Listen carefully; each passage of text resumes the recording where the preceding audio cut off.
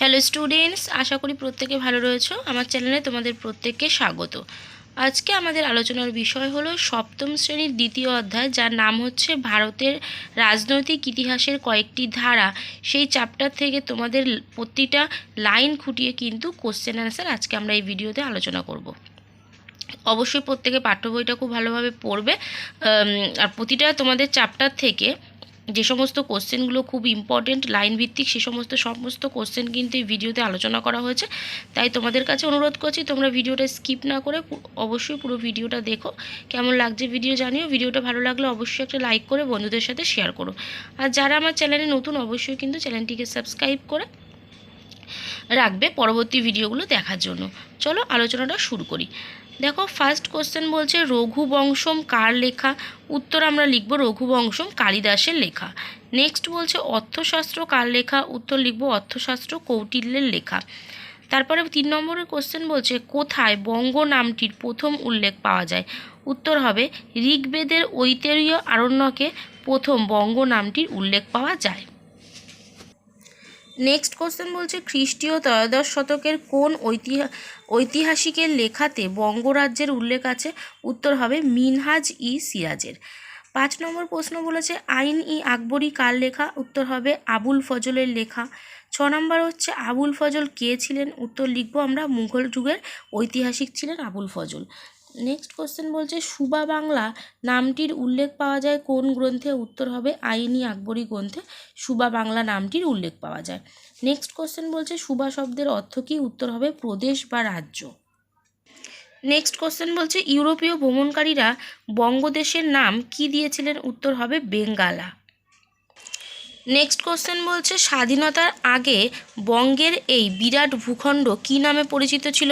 উত্তর হবে বাংলা, বাংলাদেশ বা বেঙ্গল নামে পরিচিত ছিল। তাহলে কী ছিল? বাংলা বা বাংলাদেশ বা বেঙ্গল। নেক্সট হচ্ছে 1947 সালে দেশভাগের সময় বাংলার পশ্চিমভাগের নাম কী ছিল? উত্তর হবে পশ্চিমবঙ্গ। নেক্সট কোশ্চেন বলছে পশ্চিমবঙ্গ কি? উত্তর লিখব স্বাধীন ভারতের একটি অঙ্গরাজ্য হলো পশ্চিমবঙ্গ। নেক্সট কোশ্চেন বলেছে দেশভাগের পর বাংলার পূর্ব অংশের নাম কি হয়েছিল? উত্তর হবে দেশভাগের পর বাংলার পূর্ব অংশের নাম হয়েছিল পূর্ব পাকিস্তান। নেক্সট কোশ্চেন বলছে 1971 সালে মুক্তিযুদ্ধের পর পূর্ব পাকিস্তান স্বাধীন হলে তার নাম কি রাখা হয়? অ্যান্সার হবে বাংলাদেশ। তারপর বলছে প্রাচীন বাংলার সীমানা কোন 3টে নদী নিয়ে তৈরি? উত্তর হবে ভাগীরথী, পদ্মা ও মেঘনা। নেক্সট বলছে প্রাচীন বাংলার কয়েকটি প্রধান অঞ্চলের নাম লেখো। উত্তর লিখব প্রাচীন বাংলার কয়েকটি প্রধান অঞ্চল হলো পুন্ড্রবর্ধন, বরেন্দ্র, বঙ্গ, বঙ্গাল, রাঢ়, সূক্ষ্ম, গৌড়, সমতট, হরিকেল। নেক্সট কোশ্চেন বলছে প্রাচীন বাংলার অঞ্চলগুলির মধ্যে সবচেয়ে বৃহত্তম অঞ্চলের নাম কি? উত্তর হবে পুন্ড্রবর্ধন। নেক্সট কোশ্চেন বলছে বরেন্দ্র অঞ্চল বলতে কোন জায়গাকে বোঝানো হতো? উত্তর লিখব ভাগীরথী ও করতোয়া নদীর মাঝের এলাকাকে বলা হতো বরেন্দ্র। নেক্সট কোশ্চেন বলছে প্রাচীনকালে কোন অঞ্চলকে বঙ্গ বলা হতো? উত্তর হবে পদ্মা ও ভাগীরথী নদীর মাঝে ত্রিভুজের মতো দেখতে বদ্বীপ এলাকাকে বঙ্গ বলা হতো। নেক্সট কোশ্চেন বলছে শশাঙ্কের রাজধানীর নাম কি? উত্তর হবে শশাঙ্কের রাজধানী ছিল কর্ণসুবর্ণ। নেক্সট হচ্ছে হরিকেল কাকে বলে? উত্তর লিখব সমতটের দক্ষিণ পূর্ব দিকে আজকের বাংলাদেশের চট্টগ্রামের উপকূল অঞ্চল প্রাচীন যুগে হরিকেল নামে পরিচিত ছিল।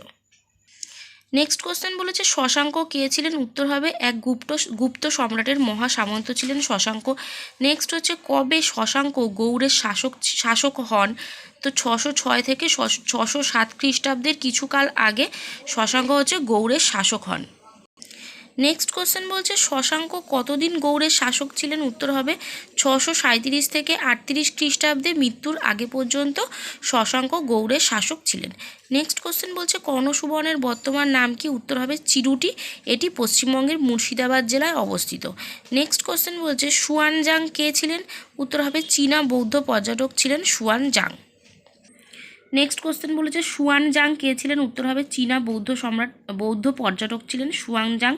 নেক্সট কোশ্চেন হচ্ছে গৌড়ের রাজধানী কী ছিল? উত্তর হবে গৌড়ের রাজধানী ছিল কর্ণসুবর্ণ। নেক্সট কোশ্চেন হচ্ছে লোটোমোচি কি?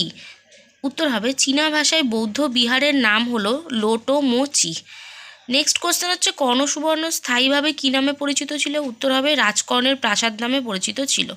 নেক্সট কোশ্চেন শশাঙ্কের মৃত্যুর পর কর্ণ সুবর্ণ কিছু সময়ের জন্য কার হাতে চলে যায়? উত্তর হবে ভাস্কর বর্মার। এবার চলে আসবো আমরা পেজ নম্বর 12-এ যে সমস্ত কোশ্চেনগুলো রয়েছে তোমাদের ইম্পর্ট্যান্ট। দেখো প্রতিটা কোশ্চেন কিন্তু লাইন খুঁটিয়ে করা, তো আশা করছি এই প্রশ্নগুলো পড়লে তোমাদের কিন্তু আর পরীক্ষায় কোনো সমস্যা হবে না। তো অবশ্যই ভিডিওটা স্কিপ না করে তোমরা প্রত্যেকে কিন্তু কোশ্চেনগুলো খুব ভালোভাবে দেখে নিও। দেখো কি বলেছে, হর্ষবর্ধন কোন বংশের শাসক ছিলেন? উত্তর হবে পুষ্যবতী বংশের। নেক্সট কোশ্চেন বলেছে কে সকলোত্তর পথনাথ উপাধি নিয়েছিল? উত্তর হবে হর্ষবর্ধন। নেক্সট বলেছে শশাঙ্ক কার উপাসক ছিলেন? উত্তর হবে শৈব বা শিবের উপাসক ছিলেন। নেক্সট কোশ্চেন বলছে হর্ষচরিত কার লেখা? উত্তর হবে বাণভট্টের লেখা। পরের প্রশ্ন হচ্ছে গৌড়তন্ত্র কাকে বলে? অ্যান্সার হবে শশাঙ্কের শাসনকালে গৌড়ে যে ব্যবস্থা গড়ে উঠেছিল তাকে বলা হয় গৌড়তন্ত্র। নেক্সট কোশ্চেন বলেছে কনৌজের শাসক কে ছিলেন? উত্তর হবে বাক্পতি রাজ। নেক্সট কোশ্চেন বলছে গৌড়বহ কাব্যটি কোন ভাষায় রচিত? উত্তর হবে প্রকৃত ভাষায় রচিত। নেক্সট কোশ্চেন বলছে শশাঙ্কের আমলে বাংলায় আর্থিক ব্যবস্থা কেমন ছিল?